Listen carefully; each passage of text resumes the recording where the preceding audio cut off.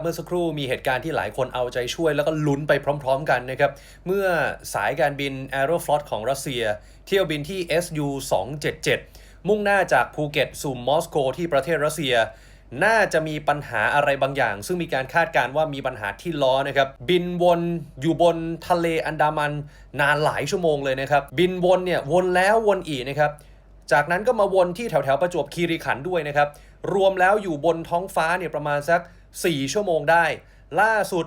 ลงจอดที่สนามบินสุวรรณภูมิเป็นที่เรียบร้อยหวังว่าทุกคนจะปลอดภัยดีนะครับอย่างน้อยชื่นชมกัปตันลูกเรือทุกคนโดยเฉพาะกัปตันผู้ช่วยกัปตันนะครับที่สามารถนำเครื่องลงได้อย่างปลอดภัยขอให้ทุกคนไม่เป็นอะไรเดี๋ยวรอติดตามกันต่อว่าเกิดอะไรขึ้นครับ